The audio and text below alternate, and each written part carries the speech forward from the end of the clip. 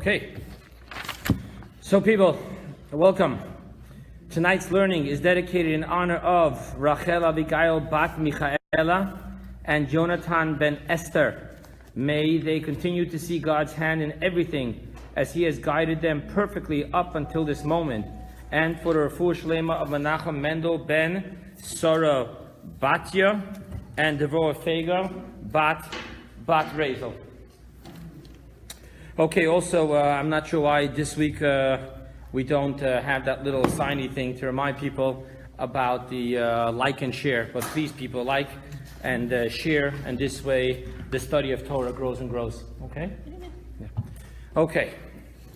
Also, as a Luvabitcher, Chabadnik, I also want to mention tonight's class in honor of the 5th Luvabitcher Rebbe's birthday, the 20th day of Cheshvan. Is the birthday of the 5th Lubavitcher Rebbe, Rabbi Shalom Dov Ber. He's the one that started the whole concept of having a Chabad yeshiva, in which is a structured study of Hasidus. So maybe connect with that gateway and receive connection and empowerment to serve God selflessly. Okay, the title tonight is The Receiver. Anyone want to take a guess where I came up with that title from?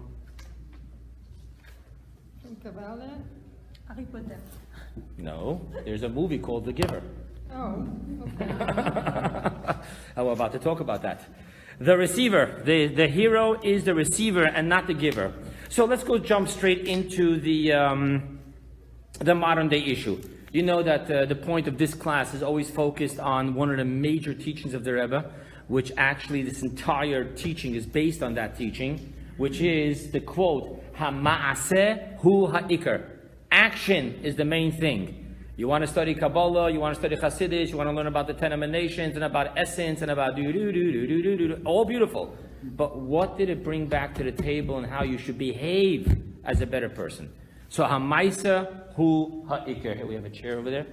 So that's what we're going to focus on. So we always have to have a modern day issue. This is a beautiful ancient time teaching, but what is the modern day issue that we can learn out from this? So the modern day issue is that many people are worried that in this capitalistic country that we live in, people are becoming selfish and they're not giving.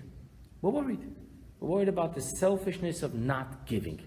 People used to give more, people used to care more, people had a greater sense of community, of country, of patriotism. And today it seems to be more and more each for its own. If you're standing between me and a business opportunity, I'm going to stab you in the back. I don't mean to, but that's what seems to be the worry. Where's the youth sense of right and wrong and camaraderie? It's all, I need to make another buck. That's what it seems to all be. I'm going to share with you that there hasn't been a greater focus of a country than our capitalistic country on giving, the tax breaks, all the concepts of helping people focus on giving.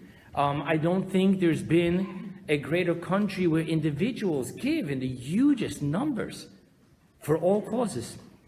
America is outstanding in its power of charity as a country and as individuals in this country. The Rebbe, blessed memory, most often referred to America as Melucha Shel Chesed, a kingdom of kindness. What I'm going to share with you is that much more than worrying about the selfishness of not giving, I am more concerned about the ego, the arrogance of never being able to receive. If there's one thing that this country is really suffering from, it's from the concept, come, you come over here. It's suffering from the concept of our not being able to ask for help, as if that would be the worst thing in the world. That's more what I'm worried about. We're living in a generation where self-reliance is the most important thing. To be able to say, I made it on my own. I'd rather die than ask anyone for help. That arrogance, the lack of the humility to be able to be the receiver is more what I'm worried about our generation and the arrogance of the capitalism than I am about the lack of giving, because really, honestly, we're doing a lot of giving. Okay? So, like I told you, there's a movie called The Giver. For those of you who ever saw that movie, it's about the person who has, from generation to generation, his job is to hold the secrets of the outside world. They live in this utopia and the outside world, right? So the movie is called The Giver. The person's called The Giver. In Kabbalah, the keeper of the secrets of the inside is who? What do we call him? Mekubal. A Kabbalist is called a Mekubal. What does a Mekubal mean? Comes to the word lekabel, the receiver. You see the difference that's going on here? To us, the guardian, the keeper of the knowledge of what really is the deeper dimensions of inside is called the receiver, not the giver. So that's what we're going to focus on today. This is based on a teaching of the Rebbe delivered in 1987, Tafshim Memches 5788. So we will discover the infinite greatness of the receiver in face of the finite greatness of the giver. Yes, there is a greatness to the giver, but it's finite. There's a greatness to the receiver, and it's infinite. Okay? All right, let's move along now. Introduction time. What's the introduction? The introduction is that upon this Torah portion, remember that the end of last week's Torah portion, Isaac was bound on the altar. And then this big portion begins with the passing of Sara. Our sages tell us she passed away because of what almost happened, right? And then what happens right after he buries her? The first purchase of a Jew buying land in Israel, in Hebron. Right after that, what happens? We start a whole long story. Avrohom is now looking for a shidduch for his son Isaac. And he takes his faithful servant, Eliezer. By the way, just that you know, our sages tell us that Eliezer is the son of his nemesis. I didn't say that right. Nemesis, which was King Nimrod, the guy that threw him in the fire. Remember that guy? Oh, his son followed Abraham, became his faithful servant. And he goes ahead and he calls in Eliezer and he tells him, time to find a shidduch for my son. He told him which families to go to and under what conditions to seal the deal. Now, this story is told in such great length, all the details of the journey, what he said to himself, the deal he made with God, and what happened. And then after that, instead of saying, and Eliezer told the father, or later on the brother of the potential bride, all that happened, which is normally what he said, and he related all that happened. That's a one-verser. No. It goes over the whole conversation. And he told him that I went, and I this, and I that. Based on this, there's a medrash. And what does the medrash say? Omar Rab Acha, that's the name of the sage. Rab Acha said, greater and nicer, Yafa, nicer is the talks of the servants of our forefathers than the teachings of their sons, of our forefathers' sons. He says, what's the proof? It says the entire length and repetition of the story of a slave of our forefather Avrohom versus how many details, important fundamental details of a mitzvah is only hinted in a letter. How do we know that the issue of Passover, the prohibition of chametz, doesn't start at night when the holiday starts, but it starts in the day? We learn it out from the word ach, but. Extra word, aha. So when it comes to this story, great length, details he said, and he came, and he came, and he went, and he went, and he came, and he said, all in detail. But to teach us such depth of importance, biblical commandments, important details, we have it in a hint. It's an extra word. From here we learn. Thus we see that it's nicer. God considers it nicer, the conversation of the servants of our forefathers, and he repeats it again and again in length, versus his teachings to the sons, the offspring of our forefathers. Okay? Now, continuing on with this, sorry, there's a teaching upon this teaching. And that is that there's great teachings upon why the servants of our forefathers have such importance. I'll just give you one of the fundamental things that tonight in yeshivas around the world, I told you they're going to be farbringing because it's the 5th Luvabitcher's birthday. One of the basic teachings that every mentor, mashpia, drills into his voice tonight is that when Elazar was asked, "Who are you?" he didn't say his name. He said, "Eved Avrohom Anochi. I am the servant of Abraham." That was his entire identity. Right there is a reason why there's such favoritism towards these people. Total selflessness and transparency. While us, the children, if I learn something from another rabbi, I'm not even going to say it in his name because I want you to think that I came up with that. You see the difference of the servants and the sons? But be it as it may, there's a very specific focus here. So says the first Luvabitcher Rebbe, and his grandson documents it with footnotes. He says, what is the greatness of this specific story of a servant? It's because it's talking about a shidduch. And being that it's talking about a shidduch, so beyond the fact that this is the greatness of the talks of a servant, it's even greater than greater because specifically this is the first time we have in the Torah a story of a shidduch. A Jew is getting married. And that's very important. Okay? So, let's talk about this. First of all, you should just know, why Taka do the teachings have to be in such brevity? Why can't God tell us 7.5 days you shouldn't eat chametz? Why does he say 7 days and we learn out from the word no, 7.5 days? Why? So there's a rule. The Talmud tells us the rule. What's the rule? Dai lechacham beremiza. A chachima, a wise man, for him it's enough if you hint. So therefore it's given in hints. Enough. You're a wise people, right? God clearly told us at Mount Sinai that you are a am chacham benavon. You're a wise and understanding people. So it's enough. I give you a hint. To talk to a wise person like you're talking to a third grader is insulting.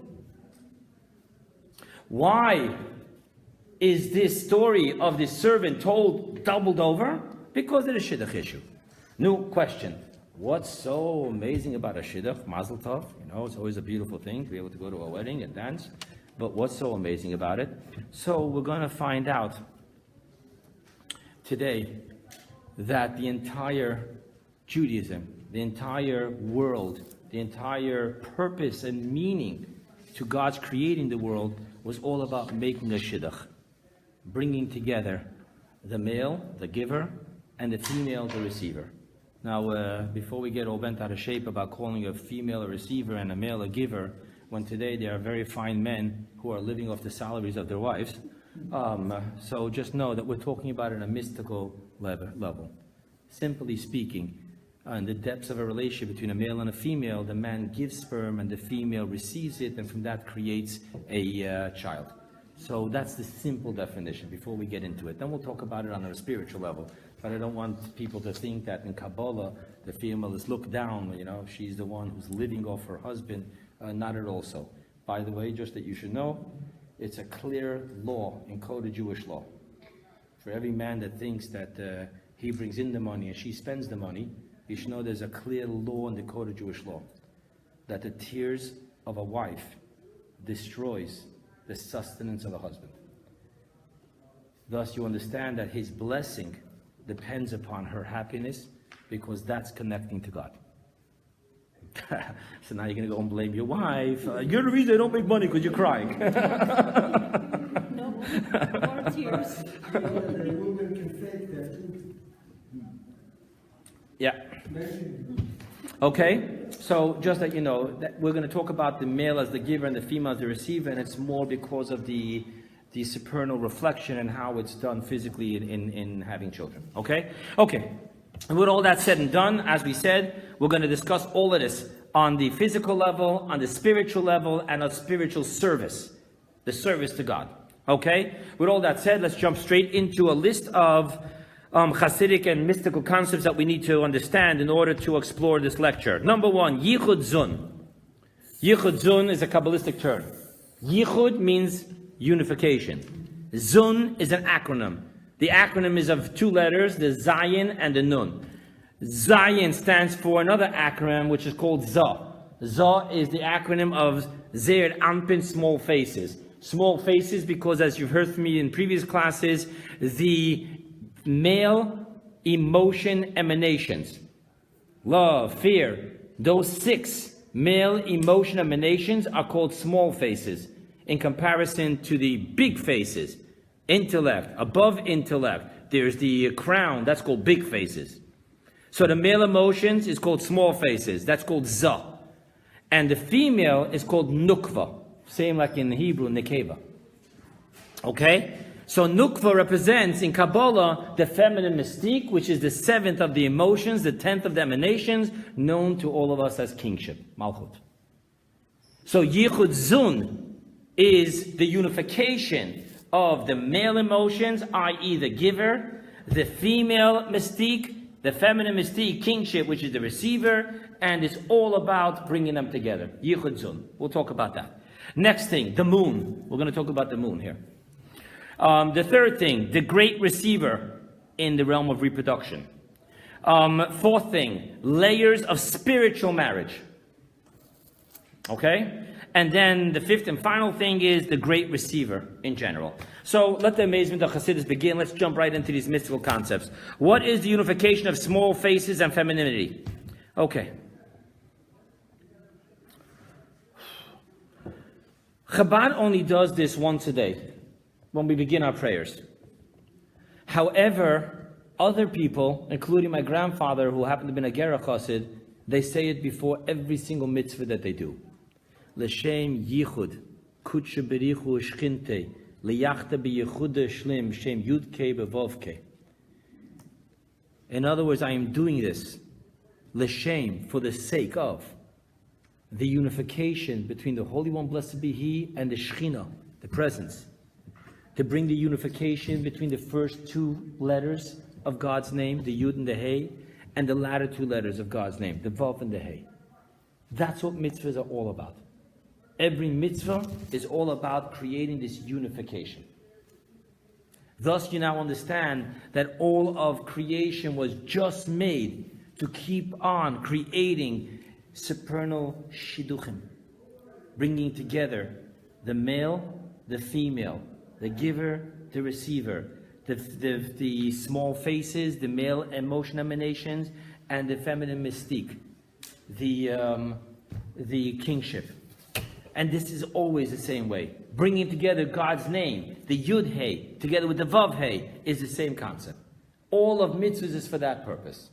So obviously we're talking about a very, very specific purpose of all creation. So let's go ahead and understand what's going on here. I don't know why I'm out of breath here.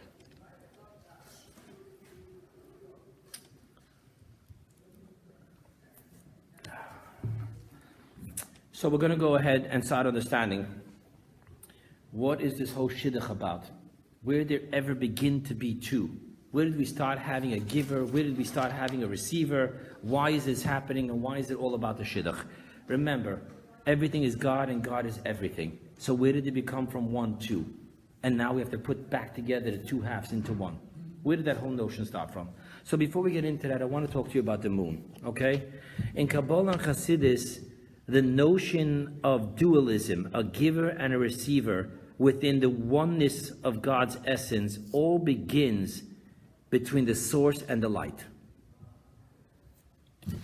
The source is the giver, the infinite light receives from the source, and thus is the receiver. Excuse me, can you repeat that? The source, God is not light, but there is the infinite light of God. Thus the source is the giver. The infinite light is the receiver. The infinite light receives from the source, the sun and its ray, just practically speaking, right? In the relationship between the sun and the rays of the sun is the giver, and the rays of light is the receiver, right? Now this keeps on happening over and over throughout the entire evolution from the infinite to the finite. In this entire process, there's always going to be the giver and the receiver, the giver and the receiver. However, physically speaking, the first time, physically, we all of a sudden have a giver and a receiver is on the 4th day of creation. what happened on the fourth day of the creation? God created, I quote you the verse, 2 great luminaries. And then God placed the great luminary to rule by the day and the smaller luminary to rule by night. And thus the Talmud picks up and says, whoa, whoa, whoa, whoa, whoa. What greater and what smaller? The verse starts off by saying, and God created 2 great luminaries. 2 great luminaries tells us they were both equal. The next thing we know, there's a great luminary, the sun, and there's a smaller luminary, the moon. How did that happen? Thus the sages tell us that after God created the 2 great luminaries, the moon came before God, and the moon said to God, can 2 kings rule wear 1 crown? You have 1 kingdom, 1 crown, and you have 2 kings here. God sees that the moon is right, and he tells the moon, Lech, go, tamiti, minimize es atzmecha, yourself. Make yourself small. You have a point here. The moon is no fool, and the moon says, Supernal One, because I brought up an issue that's right, you're making me small? And what kind of thing is that? You know? A student catches a teacher with a mistake, and the teacher snaps at him and punishes him. What's going on here? So simply speaking, because the moon is the one that came up with the complaint, and God told him, you brought up a complaint. Okay, act upon it. You're both great. One of you have to act and make a difference. You brought up a complaint, act upon it. Do something upon it. You know, the 5th Luvabitcher Rebbe, we're talking about his birthday tonight. He was taller than his older brother. His older brother was called the Razah, Rabbi Zalman Aaron. And one time they're walking, and the Razah pushed him down into a hole. And the 5th Luvabitcher Rebbe turned around as a kid and told his brother, what was that about? So he says, in the verse, honor your mother and your father, we learn out from an extra word S, that you have to honor your older brother. The fact that you're taller than me is disrespecting me. So I had to bring you down. So the 5th Luvabitcher Rebbe answered him, if I'm taller than you and that's the problem, get up on a chair. Don't push me into a hole. What does Hashem do here? The moon says, we're both great. You can't have 2 kings wearing 1 crown. So therefore what? We have to do something about it. Okay, make the moon greater than great. Why do you have to tell the moon to make itself smaller? And Chassidus talks about this. Chassidus explains it, and I learned a teaching from the Rebbe, which was just unbelievable, because simply speaking, it was a punishment. By the way, so much so is a punishment that later on in Leviticus, on Rosh Chodesh, we have to bring a sin offering. And the Talmud asks, what's the sin offering about? Who sinned on Rosh Chodesh? And the Talmud quotes God for saying, I ask of you, my son, please bring a sin offering as an atonement for what I did to the moon. Simply speaking, it was a punishment. What exactly it means that God did something wrong, I don't know what that's supposed to mean, but whatever. Bring me a sin offering. Bring a sin offering on my behalf. Okay? Chassidus is going to take a whole new approach. The Rebbe has a whole new approach to this, making the moon small. And I want to share it with you. What happens is that the verse says, Olam Chesed Yibaneh. In chapter 89 of Tehillim, we say, it's really King David is saying, that I say that Olam, the world, or forever, Chesed Yibaneh, kindness, it's built. Even though that the verse, it's interesting how we actually interpret that verse. But those words from the verse, Olam Chesed Yibaneh, in regular vernacular, it is quoted to mean of the importance of kindness, that the entire world was created for the actions of kindness. That Olam Yibaneh, why was the world built? Was for chesed, for kindness. The entire existence of the universe was created for kindness. So much so, I shared this with you once, the Talmud says that the only reason why there's such a thing of poor, why would there be poor people? If God is infinite and God's resources is infinite, why couldn't everyone be rich? As it will be when Mashiach comes. And the Talmud questions that. It's not like God had an infinite amount of resources, so we're going to have to split this a little bit and that. No. Purposely, even though God has infinite resources, God created the rich and the poor. And the reason is only because of this verse, the way we interpreted just now. The whole world exists for kindness. In order for kindness to exist, there has to be a giver and a receiver. Thus, there's a giver and a receiver. In parentheses, our sages say that the poor man says, oh, I love this shear. I get it. But why do I have to be the poor one? The Gemara gives an answer that's painful. Trump would love that. Huh? Trump would love that. Trump would love that. Let me tell you, my friend. I have to talk religion. I know. So I can't talk politics, so I'm not going to have a single friend in the world. So let's stay away from politics.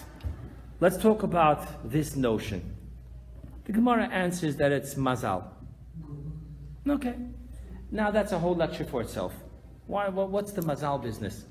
So if the poor man's poor because of his mazal, can he change his mazal? Do Jews even believe in mazal? That's a different class. We can talk about that.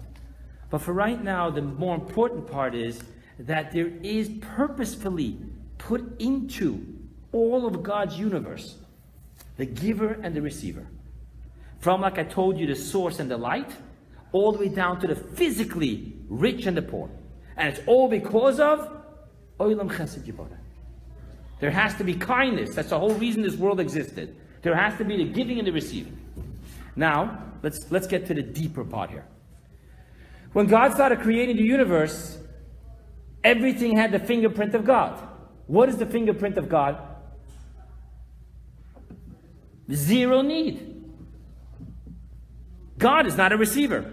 Oh, okay. What does God have that does what does God not have that he needs to receive? Thus, this notion of having a receiver didn't exist in the works of God. Comes along the moon and says to God, 1 second, you can't have two kings wearing one crown. Let's get a little deeper here. For a king to be a king, there has to be the king and the subjects. And the subjects has to be fully dependent and loyal and property of one king. Thus the moon was the first one that understood that there can't be two givers. There has to be a giver and a receiver. Thus Hashem says, you got it. The mere fact that you can perceive, that you have the perception that there has to be a giver and a receiver, that means that the receiver exists within your realm. More than that, you understand that the giver is worthless if there isn't a receiver. Thus you understand the greatness of the receiver. I finally found the one who's a candidate to fulfill my purpose. Thus God's telling the moon, according to Chassidus, this teaching of the Rebbe, it's actually not this teaching. I borrowed that from a different teaching. But this teaching of the Rebbe just gives a whole new twist. Everyone wants to be the giver. No one wants to be the receiver. But the mere fact that there is a concept that the giver is worthless without the receiver, all of creation is a waste, a failed experiment for God. If there is no receiver, for the moon to have been able to even have that in its paradigm, means that the moon in the depths of it all does appreciate the greatness, the infinite greatness of the receiver. Only that no one wants to be a receiver. Hypothetically speaking, I will give you a bunch of lectures on how the Talmud clearly rules more than the rich man gives the poor man gives the rich man. But I'll tell you what, I'll settle for receiving less and make me the rich man. Can I ask you, why no one wants to be the receiver? For the same reason that you have issues with Donald Trump. But anyway. You still don't know. Let's be practical. That should be practical. Mm-hmm. You'd rather be giving charity than receiving charity. Right. Okay. So we're talking the same language. So you have the receiver and you have the giver, and we understand that the moon somehow became the first creation that was able to appreciate the need of a receiver. Deeper than that, the moon obviously understood that the need for a receiver is where the fulfillment of God's purpose and desire and pleasure takes place. Thus God told him, you're deeply connected with me. You understand my desire. Go and become it. So all of a sudden, this teaching of the Rebbe, even though towards the public naked eye, it seems to be that the moon was diminished, but in the depths of depths, the moon was elevated. I want to point out to you, our sages tell us that the Jews are likened to the moon. We count, i.e., we set our calendar to the moon, and we are destined to become reborn like the moon. The moon rebirths itself every month. Actually, you should know that the Talmud says that the nations of the world are compared to the sun, while the Jews are compared to the moon. Most nations of the world, the Gregorian calendar is set up on the solar orbit, not the lunar orbit. Most of us look at the power of the sun. But here was something that understood that the receiver is the true infinite power of God, not the giver. So I want to go on a little bit with this more, okay?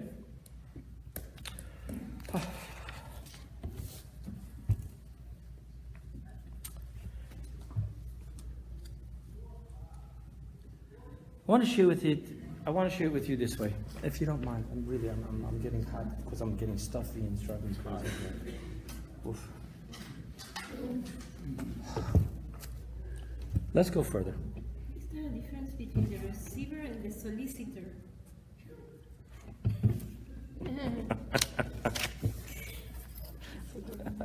Interesting question. I think that for right now, our major focus is about the receiver being able to accept the regality of his position as a receiver. The problem with solicitation is the uncomfortability and the humility of, I'm asking you, I need you. If the poor man would ever realize that he's giving the greatest gift by accepting his role, and thus the fulfillment of God's desire, it would be different. Okay, but let's go on here. When we talk about the receiver and the giver, it's very important to understand something, and then we'll understand why the moon was placed at night. You know, when God told the moon to become smaller, how would you learn pshat in that? You'd learn pshat that the sun has a great light, and the moon has a little light. But do you know that that's not the scientific fact? The scientific fact is that when God told the moon, diminish yourself, the moon actually lost all its light. The moon has no light. The only light that the moon has is that it's a reflection of greater light. The only light that we see in the moon is because the way it's positioned with the sun. It's reflecting to us the sun's light. Right? I want to share with you more than that. In the world of Kabbalah, any form of light, as infinite as it may be, is a degradation for God. Why so? Because any form of light that's brought into existence is going to be like a weak candle in the face of the infinite sun. Any infinite light, as great as it's going to be in the face of God, is like a little candle. Thus, ultimately, light, even when you call it the infinite light, it's finite in the face of the essence of God. For in the essence of God, any light that exists is a degradation. You talk about the sun's ray light, the ray of sunlight compared to the sun. By very definition, when I say ray, it's a piece of. If it's just a small piece of, it's a degradation. It isn't the evolution of revelation getting greater and greater, it's a diminishment. Thus, any spiritual revelation, any form of light is immediately a degradation for God. Right? However, you're not agreeing with that.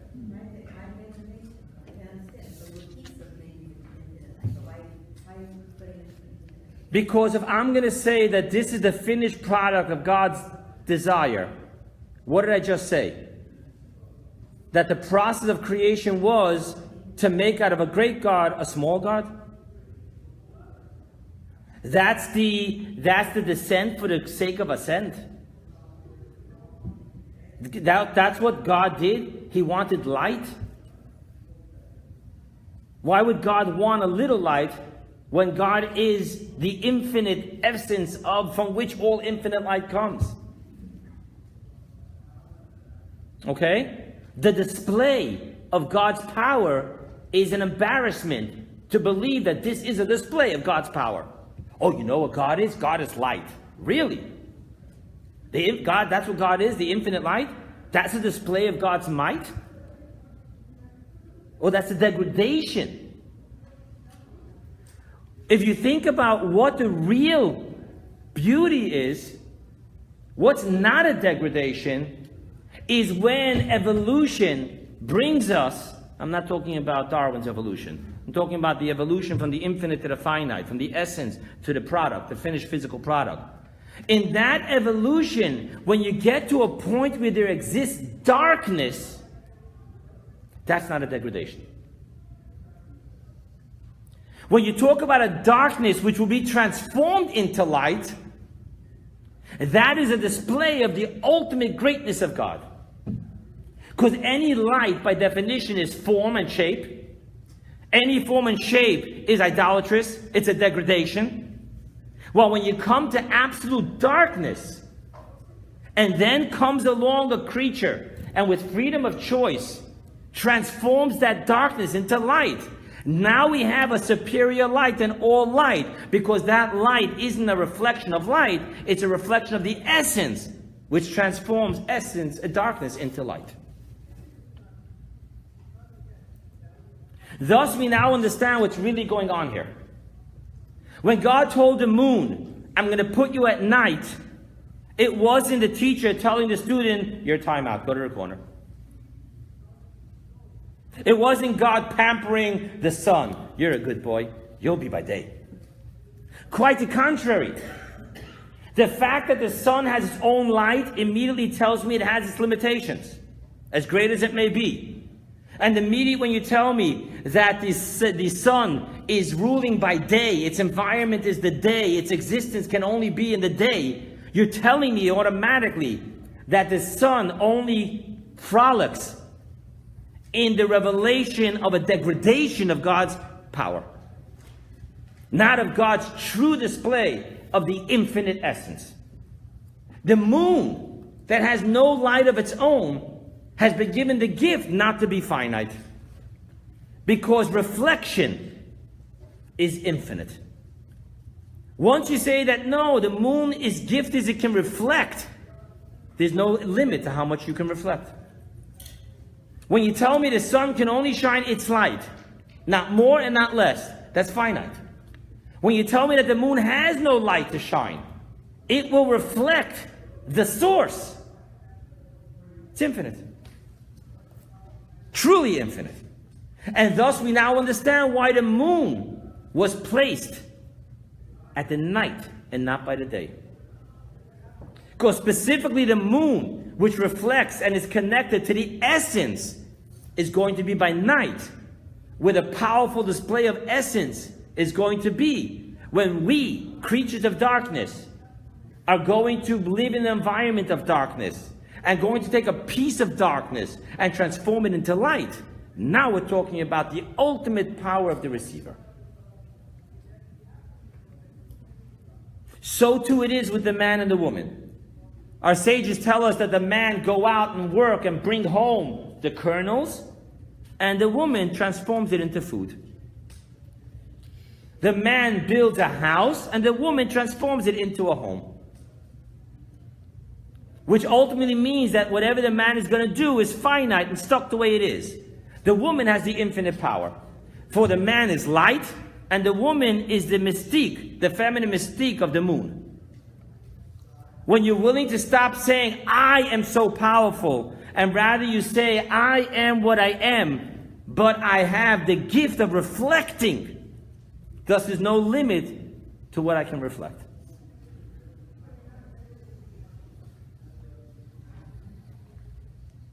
Thus we're now understanding that the giver is all about light. So by definition it's finite, even if we're talking about the infinite light. While the receiver is connected to the essence. And now everything in that verse makes sense. The diminishment means give up having your own light so that you can reflect my light. More than that, not that you can reflect my light, you can reflect me, essence, beyond light. And for that I'm going to put you at night in the darkness, because that's the only place where the fulfillment of creation can come about as beautiful revelation of the essence of God, rather than a degradation of a small display of His might. Okay? Okay. Let's talk about the receiver simply. Why did Avrohom Avinu make a shidduch? Why all of a sudden now? Isaac was 37 when Abraham started thinking about it, right? Right after he was on the altar. And then 3 years later, the verse told us last week, right? And Rivka was born. And 3 years later is when the shidduch is spoken and they get engaged. 10 years later, they consummate their marriage. 10 years after being married and not having kids, they pray for children. Right? Thus Isaac, who was 40 when he got engaged, 50 when he consummated his marriage, 60 when he prays for children and has Isaac and Esau. Let's go further now. Why did Avrohom Avinu do this shidduch all of a sudden? He never bothered with it. He asked his yeshiva bacher, you want to get married? No, Tati, I want to learn. All right, 37, 38, 39. All of a sudden, no, we got to get married. So Rashi tells us, at the end of last week's Parasha, it says, after these matters, it was told to Avrohom, that's the last verses in last week's Torah portion, after the binding of the altar. Right after that it says, after these things, which matters? After the Akedah, after the binding of the altar, Avram was told that you have a cousin over there, a great niece, born to Besuel, who's the nephew, the son of your brother, and he had a girl, Rivka. And that's supposed to be the shidduch. So Rashi says, he quotes our sages. What does it mean after these matters? What's the connection between the Akedah, Isaac, the binding of Isaac on the altar, with him getting married all of a sudden? So our sages say, when he returned from Mount Moriah, that's where the binding of Isaac took place, Abraham was thinking and saying, had my son been slaughtered, he would have died without children. I should have married him to a woman of the daughters of Aner, Eshkol, and Mamre. That was his allies. The Holy One, blessed be He, announced to him that Rebecca, his mate, had been born. Don't go to where you're thinking. Keep it in the Mishpucha. And then, this is the meaning of after these matters. Why? I'll tell you why.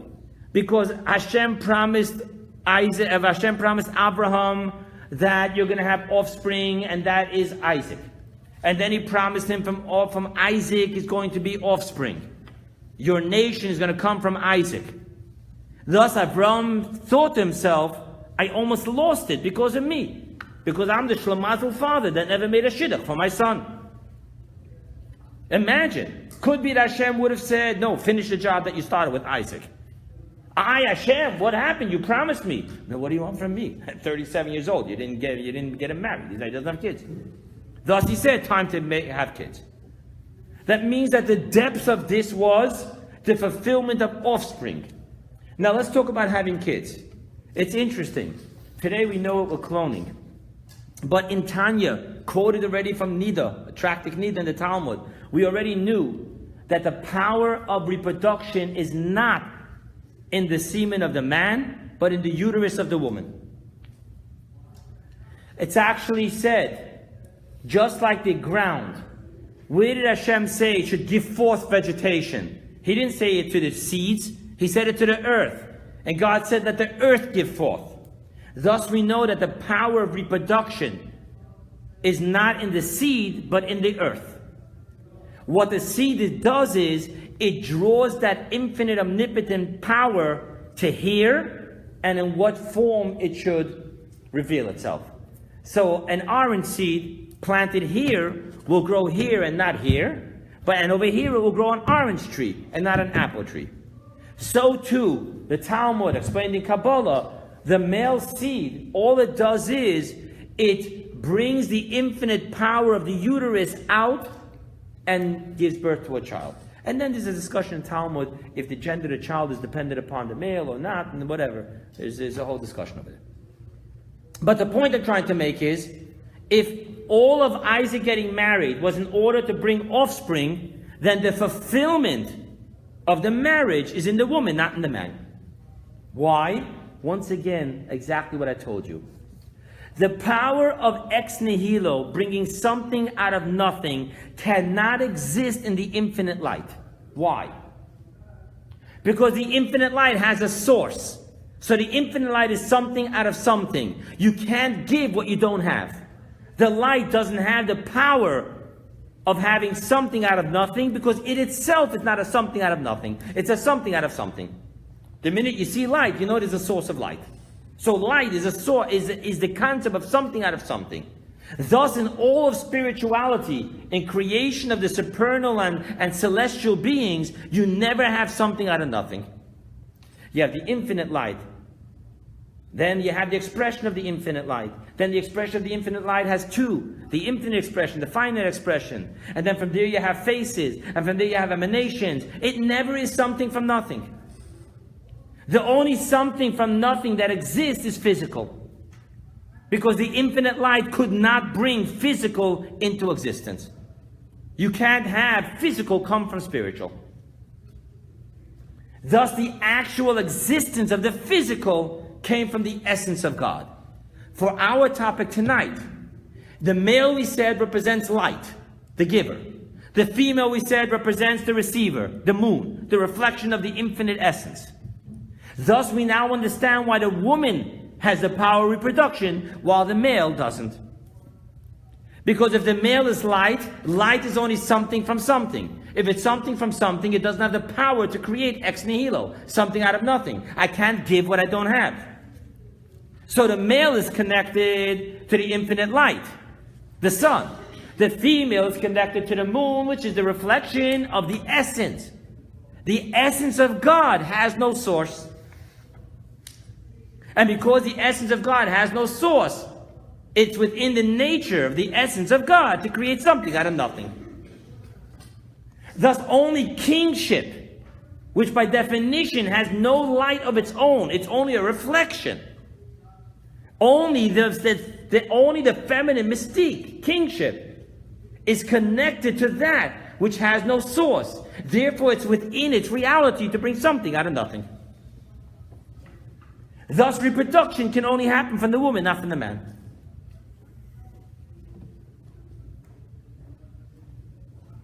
Thus we now see, contrary to what ego says, contrary to what the human perception of greatness is in the giver, right? It's interesting. We think that the receiver is lucky that the giver chose him or her. Because if the giver wouldn't give it to him or her, the giver would give it to someone else, right? In the Torah, it's the exact opposite. In the Torah we say, many emissaries are there to God to give.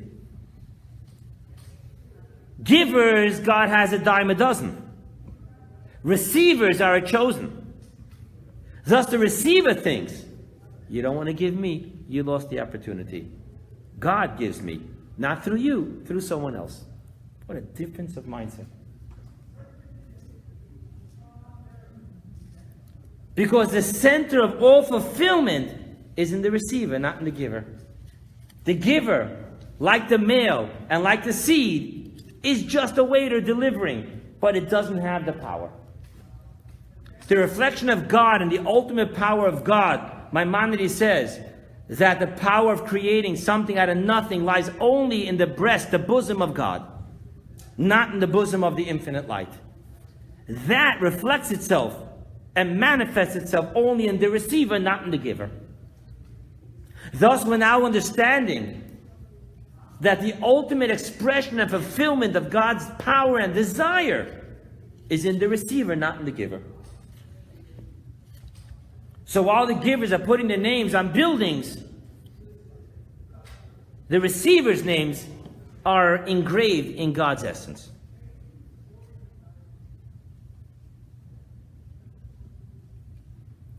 The humility of being able to say, I won't be a big macha. I won't reflect great light. I'll just reflect God. By the way, not in my notes. I'm going completely off script here, and I want to stay a little bit in timing here. Do you know when Moses died? You know what the eulogy was? Eulogy is very short. Vayomas Moshe Eved Hashem. Moses died, the servant of God. I've seen shmendriks that have received long and beautiful eulogies. We find something they did and we make a whole gedil out of it. Moses, do we have to look far? Do we have to look far to stop praising Moses? And that's all the Torah can come up with? Died Moses, the servant of God? Now you get it. What we just said is, the moon died. The sun, the moon, the man who gave his entire existence to reach utter and complete transparency, to be nothing more than a reflection of God, that man died. Is there anything better you can say? So it is with the receiver, not the giver. The giver stands in the face of his ego, I. The receiver stands in the humility before God's will be done. I want to go quickly through the different layers. So spiritually, there's layers of marriage. Layer number one is in the commandments. I told you that all of the commandments are all for what? L'shem yichud kutchubrichu u'shchinte liyachte b'yichud ishlim b'shem yudke vavke. It's the unification between the small faces, the male emotion emanations, and the feminine mystique, the receiver. It's about the first two letters of God's name, the giver, and the last two letters of God's name, the receiver. Mitzvahs is all about the shidduch process. Keep on making a shidduch. The giver and the receiver. Bring them together. Bring them together. So let's talk about this. So number one, the first process you have is the commander of the mitzvah is the giver. Right? The master of the will is the giver. The will is the receiver. Think abstract. The commandment of God is a commandment because so God willed. That means the will is the giver and the commandment is the receiver. Right? Take it to the next step. Within the commandment itself, there is the intention and the reason, and there is the mitzvah. The intention and the reason for the mitzvah is the giver that makes the mitzvah be. The mitzvah itself is the receiver of God's intentions. Let's talk about the person. The person, when he does the mitzvah, it's the same thing. In the mitzvahs, you always find in the teaching of Hasidus and Kabbalah, and the Rizal wrote a famous book called Taimei Mitzvah. He didn't write actually, his teachings of his writings. But you have the reasons of the mitzvahs, right? So that means that when I do a mitzvah, there's my action and there's my intention. My intention is the giver, the light. My action is the receiver. My action is the recipient of my feelings and my reasonings and my kavanah. Again, the giver and the receiver. More than that, even if the person did it without intentions, most of us chap plop. Further, next, no. You think when I'm driving and I see a homeless man walking by with a can, one second, sir, wait a second. Okay, let me give you money. Hey, the light's changing. Come here, quick. Psst, boom, gone. So there's an ancient teaching. The Alter Rebbe tells us that nothing you said, you know that Freudian slip concept? There is nothing that's been said by a person that he didn't think previously. Even if he didn't think it right now, the thought was within him, or these words would never have come out of him.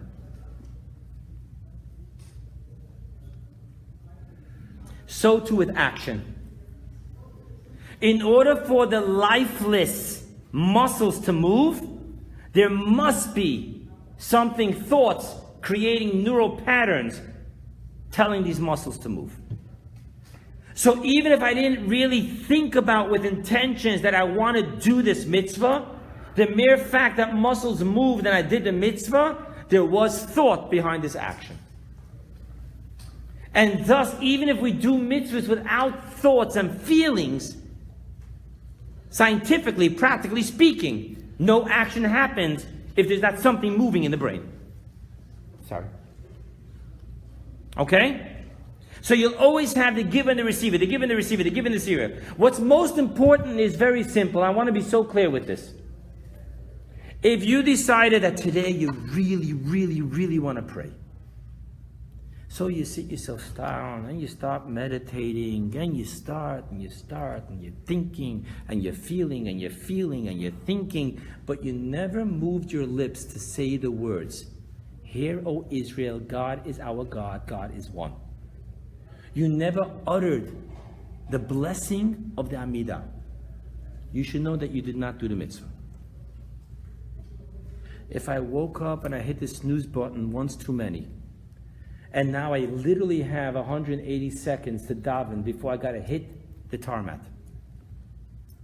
and I zip through that davening that my lips are moving so fast that you're wondering what I'm doing, you should know that I did the mitzvah.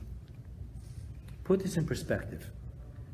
I'm going to sit here and think about that there are 3 orphans now in the Jewish community here, that the father and mother died, and they're at Jafco. This is a true story, by the way. There are 3 Jewish kids that need a foster home.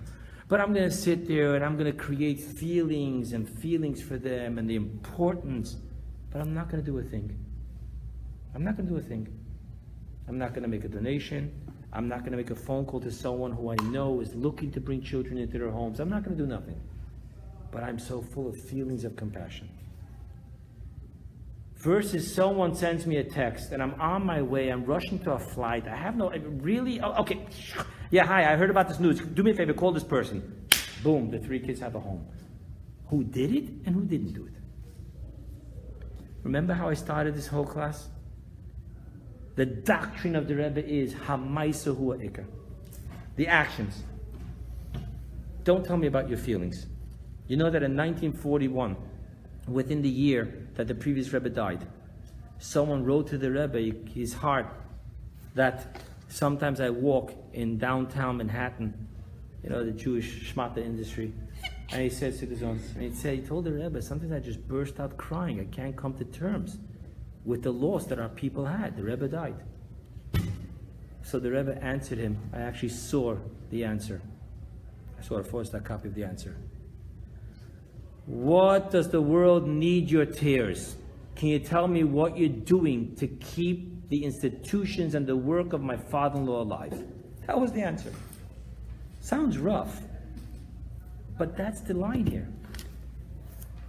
Crying, feelings, compassion, dedication, commitment. Those are all the giver. The receiver is, did you do something? Did you do something? And thus we now know that the receiver has no light of its own. Action is dark. Feelings is light. God is found in the darkness of actions, not in the light of feelings. Thus, when everyone tells me, Rabbi, why should I put on tefillin? I don't feel it. Why should I light Shabbos candles? I don't feel it. For a moment, I want to rely on the strength of those harsh words of the Rebbe. Rebbe doesn't have harsh words. The Rebbe doesn't have harshness. But it was very between the eyes. Do me a favor. What does the world have from your feelings? Can you do something for your people, for God? Maybe if you do something, you'll start having feelings. Maybe if you start lighting Shabbos candles, you'll start feeling serenity in your home. Maybe if you put on tefillin, you'll start feeling connected to your people, and not the other way around. And guess what? If you don't get the feelings, you're still connected. If you have the feelings and not the action, you're not connected. Okay? All right, let's wrap this up. In closing, let's go back to this arrogance of not being able to be a receiver. You have no idea. I have witnessed this over and over again. The ugly arrogance of the ego when a person says, no one ever helped me. I am self-made.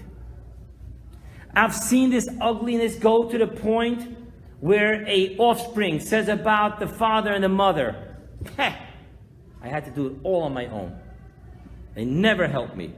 Trying to just obliterate the existence, the effort, the works of a father and a mother. The ugliness of the arrogance of a person having to say, I am self-made. There has never been the actualization of a potential of a human being who was not able to receive and ask for help. Show me a person who cannot ask for help, and I will show you a person who is frustrated, never under really reaching realization of their destiny and their purpose. Either the person is never going to get anywhere, or the person is going to have the ugly arrogance of taking, and saying, no one ever gave me anything. You know that story, right? Guys praying to God, God, please, I need a parking spot, I'm running so late, and a car pulls out. It's okay, God, I did it. That's the person who says, no one ever helped me, I'm self-made. Self-made nothing. It's impossible to become self-made. Man wasn't meant to be self-made. Man was meant to experience the gift of receiving, the humility of being able to receive and have gratitude for receiving. Thus, the ultimate experience is to be within the realm of darkness, have no light of your own, be able to humbly ask God, I cannot, you can, please. To utter the infinite omnipotent words of, I need your help. That is the key connection with God. Not showing God how much you do for Him and how great you are. I never pray for myself, I only pray for others. Me, I take care of myself. I know of a person, extremely wealthy, a blessed memory, by the way, who wouldn't let even his best friend buy him a can of soda. Literally, I know a story that happened in front of my eyes. Took out the money and gave it. He says, come on, don't make yourself crazy. You either take the money or I don't drink the soda. What's wrong with you? I don't want to owe anyone anything.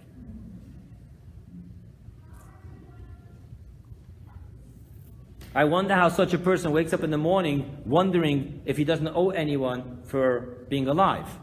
I wonder if this person ever looks across the table at his wife and thinks I don't owe anyone for having kids. I wonder if this guy made a single sale in his life without ever thinking he owes the customer. Simply speaking, he owes the customer for choosing him. People, you don't want to be the receiver? Live in frustration. You want to get somewhere? Just look up. Start with God. God, receive. I want to receive. I want to just close with the following thing. Do you know what Chassidim do on Erev Yom Kippur? It's unbelievable. Erev Yom Kippur, the holiest day where you want to be perfect and everything, right? Chassidim used to go to the Rebbe and used to say these words. Rebbe, chbet lekach. Rebbe, I'm asking for honey cake. Many people didn't notice. They thought the Rebbe is giving. That's not the custom. The custom is not that the Rebbe should give. The custom is to utter the words, Rebbe, bitte gib lekach. And then you receive it. Thank you, people.